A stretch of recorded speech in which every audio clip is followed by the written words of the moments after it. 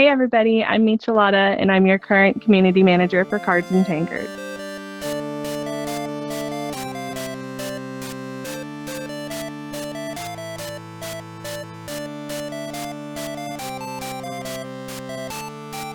Oh, that's easy. So before I started playing Cards Tankards, I had never played any type of card game in my life. And the way that the game was explained to me was that if I had ever seen Harry Potter, I'm not sure if you guys are aware of that scene where they play chess and the creatures fight against each other in actual live animation, and then you see them as they carry out their attacks. And to me, when it was explained that way, it made me interested in the game.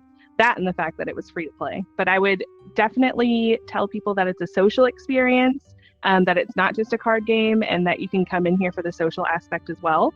And if you're inexperienced, there's plenty of people that would be willing to teach you. I started playing Cards Tankards in May of 2023. And in about early September, I was onboarded to be a beta tester. I went through the apprenticeship program and I did some beta testing for a few months.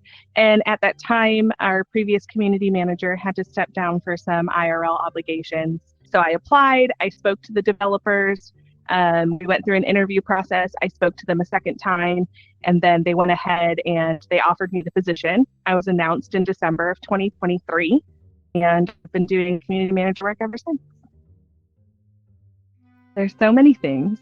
I would definitely say my first thing is the amount of volunteers that we have willing to put time and effort into this community without, expecting any acknowledgement, things like that. Our teams are based out of volunteers, and we do really well with recognizing them and using incentive programs to keep them on board.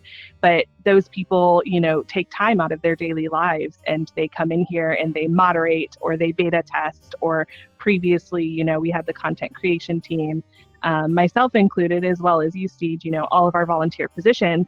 We do this all on top of our daily lives. And I think that that's a really cool thing, because we're doing it just for the better of the community, not for any other reason. The other thing I can say is that there are so many long-term players in Cards Tankards, and those people have been here since the beginning. It's been we're 3 going on 4 years, I believe, for Cards Tankards, and there's plenty of people that were around in those App Lab days and all of those things before it came to Quest in May of 2023. So longevity of player base, and the fact that we're more than just a social game. This is kind of like a small community.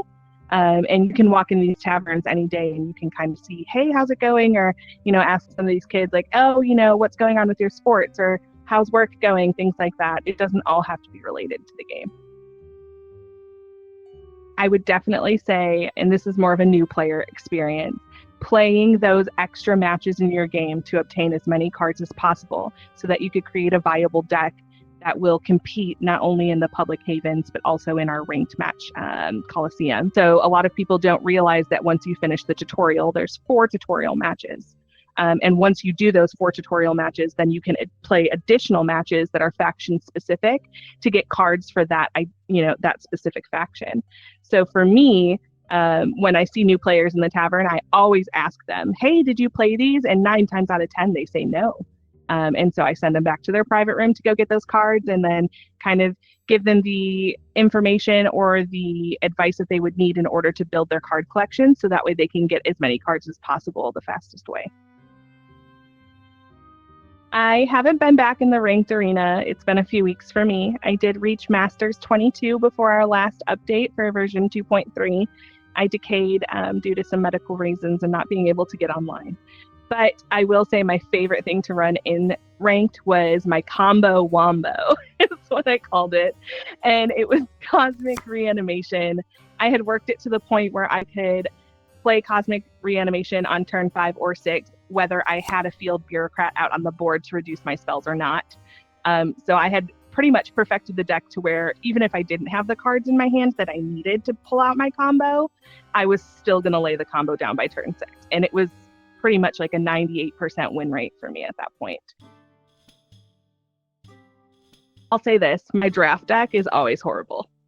Draft isn't spoken about enough in this game.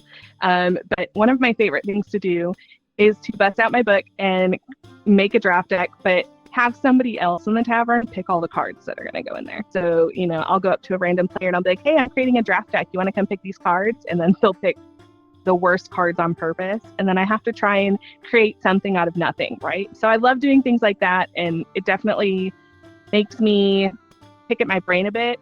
Definitely use all the brain cells that I have left. But I don't have any non-competitive decks or fun decks that I run in the taverns. I would say, if anything, my funnest decks are Wild Horde Devotion, which came from one of our lead moderators, Bob. What's a community manager? That's the one. Or they'll be like, oh, are you a moderator? And I'll be like, technically yes, but I'm the community manager. And my go-to response for that is, as the community manager, I'm here to be your direct connection to the developers. So questions, comments, concerns that any players may have, I have direct contact with the development team on a daily basis, and I can go ahead and relay those messages and get them the feedback that they're looking for. So outside of Cards and Tankards, I have a full-time career. Restaurants is my profession. I also went to culinary school, so I have a 4-year degree in culinary arts with a focus in baking and pastry. So I do a lot of cooking and a lot of baking in my free time, but most of my time is spent with my little fluffy friends, my dog and my cat. I'm a dog mom at best. My cat's, he's adopted, but it's fine. I think my advice would be, whether you're a new player, a long-term player, or somebody that has not played Cards and Tankards previously, to give it a chance and check out our community, because our community is what makes this game. We really do have such a tight-knit community here, and it's one of the most friendly play spaces that I've seen in VR since I got my VR headset in 2020. This is a game where I can come in here and I feel like I'm meeting my friends IRL. So, for me, that's going to a restaurant or something and hanging out with my friends and having a couple drinks or some food or something. Here, it's playing matches and having, a couple tankards with a few players or just cracking some jokes. It's one of those things where you're going to get the most lifelike experience out of it because these people genuinely want to be here. And I think that that's really rare to find within a VR community. And not only that, but our in-game moderation team and the systems that we use to moderate to keep our havens safe is also one of the reasons why our community is as good as it is. I really think that if there's a place that you want to go in VR and you want to feel like you're having that real life experience, that this is the place that you're going to get it from, even though you're just talking to a torso. Hey, thanks for checking out this community profile interview with Micheladaa, our community manager. If you liked what you saw, make sure you subscribe to the Cards and Tankards official channel, and also check out this other video from us. And until next time, we'll see you in the taverns.